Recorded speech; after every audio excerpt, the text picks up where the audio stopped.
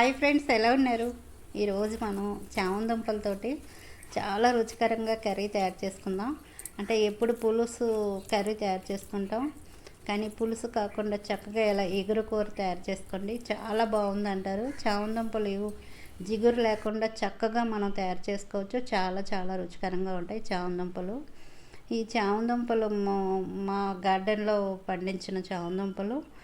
ఇవి ఒక కేజీ దుంపలకి ఒక హాఫ్ కేజీ పులుసు చేశాను, ఒక హాఫ్ కేజీ మీకు ఇలా ఎగురుకూర చేసి చూపిస్తున్నాను. చూడండి, ఇదంతా మనం మట్టి ఉంది కదా చామందుంపలకి, ఇవి ఫ్రెష్గా ఉన్న దుంపలు. ఇవి చక్కగా మట్టిని అంతా చూడండి, ఈ విధంగా మట్టి ఉంది కదా, శుభ్రం కడగాలి. ఇలా కడిగిన తర్వాత మీకు చూపిస్తాను. చక్కగా ఈ విధంగా మట్టి పోయే వరకు చక్కగా కడుక్కోండి. ఇలా కడిగిన తర్వాత ఇప్పుడు కుక్కర్ గిన్నె తీసుకోండి. కుక్కర్ గిన్నె తీసుకొని చామందుంపలను వేసుకోవాలి. ఇవి కొంచెం పెద్దగా ఉన్నాయి కదా, పెద్ద దుంపల్ని ఇలా కట్ చేసుకొని వేసుకోండి.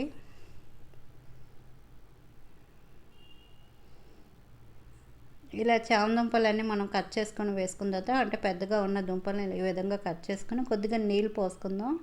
నీళ్ళు పోసి కుక్కర్ గిన్నె మీద మూత పెట్టుకొని ఒక్క 2 విజిల్స్ వచ్చే వరకు ఉడికించుకోండి. గ్యాస్ మీద పెట్టి, గ్యాస్ మీడియంలో పెట్టి చక్కగా ఒక 2 విజిల్స్ వచ్చే వరకు ఉడికించుకోండి. ఈ లోపల మనం మసాలా తయారు చేసుకుందాం.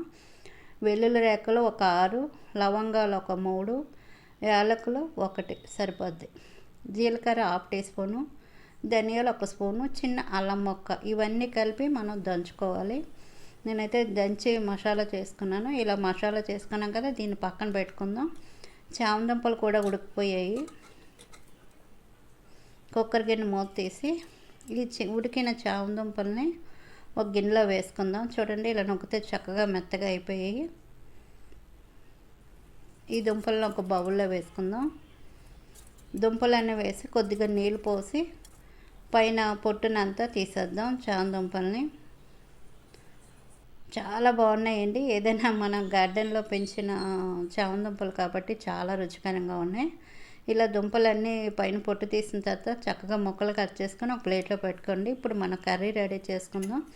గ్యాస్ ఆన్ చేసుకొని బాండి పెట్టుకొని ఒక 3-4 స్పూన్లు ఆయిల్ వేసి ఉప్పు పసుపు వేసుకొని మనం ఉడికించిన చామందుంపలు ఉన్నాయి కదా, ఈ చామందుంపలు వేసి గ్యాస్ని మీడియంలో పెట్టి చక్కగా కలుపుతూ వేపుకోండి. అంటే మనం ఇలా వేపి చేయడం వల్ల తినేటప్పుడు జిగురు అయి రాకుండా చామందుంపలు టేస్ట్ బాగుంటుంది. మనం ఈగురు కర్రీ చేసేటప్పుడు ఇలా చామందుంపలు వేపి చేసుకుంటే చాలా బాగుంటుంది. ఎక్కువసేపు వేపక్కర్లేదు, ఒక 3-4 నిమిషాలు వేపితే సరిపోద్ది. ఇలా వేపిన చామందుంపలను ఒక ప్లేట్లో తీసుకుందాం.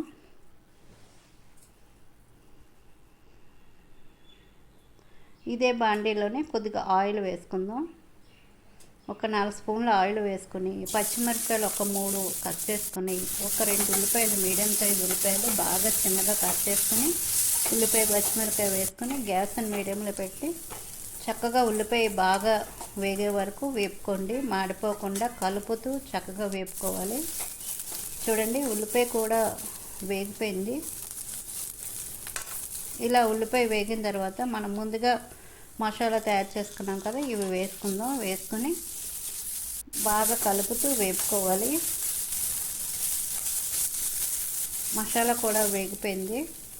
ఇందులో మనం ఉప్పు, పసుపు, కారం వేసుకుందాం. కారం అయితే నేను 1 స్పూన్ వేసుకున్నాను.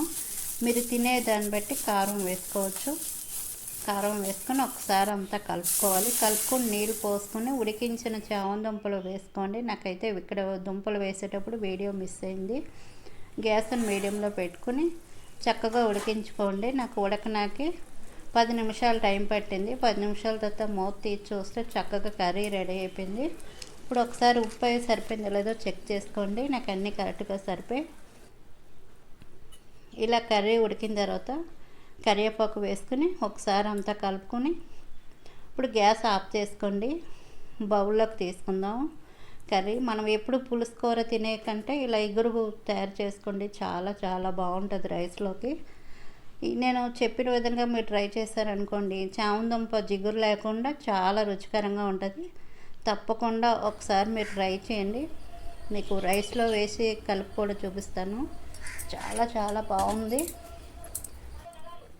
అంటే పులుసు మనం ఎప్పుడు పులుసు తింటాం కదా, చక్కగా ఇలాగ ఒకసారి ఇగురు కూర చేసుకోండి, చాలా బాగుంటుంది రైస్లోకి. తప్పకుండా ఒకసారి ట్రై చేయండి. ఫ్రెష్గా ఉన్న దుంపలు తీసుకోండి మన కర్రీ చేసేటప్పుడు. నాకైతే మా గార్డెన్లో పండిన దుంపలతోటి చేసుకున్నాను, చాలా రుచికరంగా ఉంది. నేను చెప్పిన విధంగా మీరు ట్రై చేస్తారంటే కూర చాలా బాగుంటుంది. వీడియో నచ్చితే మాత్రం ప్లీజ్ లైక్ చేయడం మర్చిపోకండి.